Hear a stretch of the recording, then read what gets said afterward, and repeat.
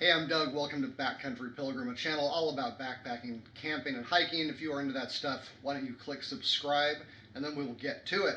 Today I am continuing my series on my gear, still going through my big three. The big three being your backpack, your shelter, and your sleep system. Today I'm going to be talking about my sleep system.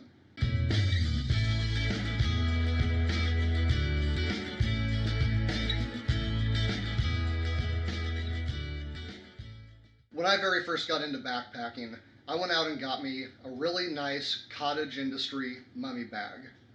That was pretty much the only really tricked out part of my kit that I could lay claim to, but I love that thing. Decades later, I still use it when it's kind of 2 or 3 season, but it's lost a little bit of its warmth, and to be honest, I'm just not super comfortable in a mummy bag anymore. This sleeping bag weighs 56 ounces, and even though it's a mummy bag, it is fairly large. Now right now I have a tent in here, but you can imagine a sleeping bag that has to take up this much room in the backpack. That's a lot of weight and a lot of volume for a sleeping bag. So I recently made the switch to a quilt. Now for those who don't know, a quilt in backpacking terms is not the cool little blanket that your grandma made you. Rather, it is like a sleeping bag with a bunch of the material taken out. Quite a bit of a sleeping bag is wasted material. And the reason it's wasted is that a sleeping bag depends for its warmth on pockets of air that are basically created when the fill of the sleeping bag, either down feathers or some kind of synthetic material, puffs up the layers between the sleeping bag material, trapping air and trapping your body's heat. So the trouble is, once you get in your sleeping bag, your body compresses all of the material that it's laying on and basically eliminates its heating properties. Further, because of the way sleeping bags are made, they usually require a full-length zipper so that you can seal it up around you. That's quite a bit of weight, and it's also a place for air to get in unless you have even more material like a baffle or something covering it up. And what this means is that the warmer a sleeping bag is, the heavier it's going to get, the more material it takes to keep you warm, and you are still wasting about 1/3 of it by smashing it when you get inside and sleep on it. So the idea behind a quilt is that they just remove the material that would normally be under you so that you're not having to carry it. This also eliminates the need for a full-length zipper. Now, of course, the quilt isn't meant to be used by itself. The idea is that it works in concert with a sleeping pad, which is typically some kind of inflatable variety for today's backpackers. The sleeping pad is not just there to form a cushion between you and the ground, although that is very important. It is also there to keep your heat from being leached out of your body into the ground. A lot of your warmth in your sleep system is going to come from the pad itself and not something that is in between it and your body. So long as the quilt can attach itself to that sleeping pad, you've still got a fully encased sleep system, but you're not wasting all of that material that you packed in by sleeping on top of it. I'll do another video on my quilt to go through all of the details, but for now I just want to tell you that I got the UGQ Bandit. Now, I won't go over all of the specifications here, but suffice to say that first of all, it fits easily into a stuff sack this size, and it weighs only 25 ounces. Half the size and half the weight of my mummy bag.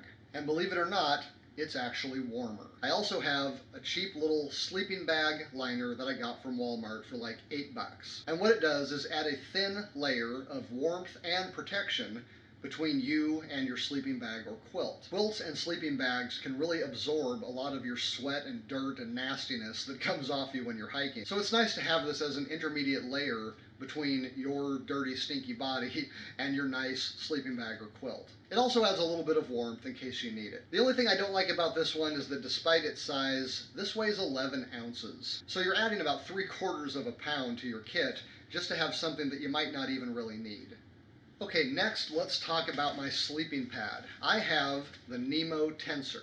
The Nemo Tensor is a full-length sleeping pad, which means that everything from the top of my head to the bottom of my feet is lying on top of this pad. As you can see, it rolls up nice and small when it's deflated, and it only weighs 13.5 ounces. Now, if you go online and look for these, you will see that there are a number of options available. One of them is that you can get them insulated, which means that inside of here is like a space blanket material and maybe some other stuff to increase what's called the R value of the sleeping pad.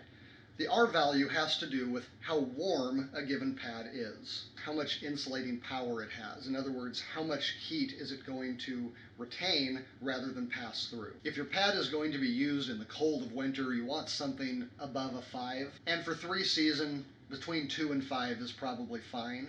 Anything lower than 2 would probably be great in the summer. Now the insulated version of the Nemo pad comes in at an R value of 3.5, which makes it a solid 3-season sleeping pad. This one comes in at 1.6. However, it also weighs half a pound less. Now, this has been fine for me so far. I am a pretty hot sleeper. I don't really need a lot of warmth in many cases, so far, living in California, this has been fine for me. It also did not cost me very much. I got this on a smoking sale at REI. I think I paid a total of $59 for this. This typically runs $140, and the insulated one is about $160 to $180. So for 60 bucks, I can't complain. Now, just to give you an idea of an alternative, this is my car camping sleeping pad. It weighs 39 ounces, is enormous, and I don't even know if it has an R value. It probably doesn't say anything about it on here. It's basically just a big self-inflating mat. But again, just to give you an idea, imagine trying to pack something like this in a backpack when all you gotta do is bring this. And finally, I've got this little guy right here, which is my pillow. This is a Trekology Aluft. Comes in at 3 ounces. It's inflatable, and this has been really nice to have because I definitely don't like how my neck and back react to not having a pillow. I'm kind of a side or a stomach sleeper, so although sometimes you can just stuff your dirty clothes in a stuff sack or something, you don't always have clothes to stuff in a stuff sack. And for something that only weighs 3 ounces and takes up almost no room, for me it's worthwhile to have something that is specially designed as a pillow, isn't going to slide around as much, and can help me sleep better. And I will close with this.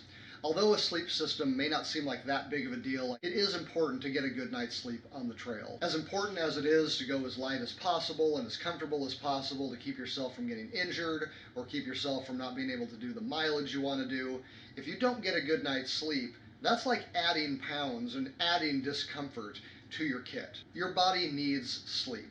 And if you are not going to get good sleep on the trail, that is going to affect your hiking ability the next day. So while you don't have to break the bank or go crazy, do what you need to do to get comfortable at night. It's not worth saving a few ounces to wake up exhausted, cranky, and in pain because you didn't get a good night's sleep. All right, I hope this video has been informative.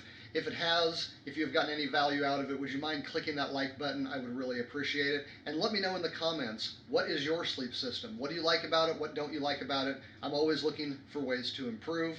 Till next time, I'm Doug. This is Backcountry Pilgrim. Take it easy.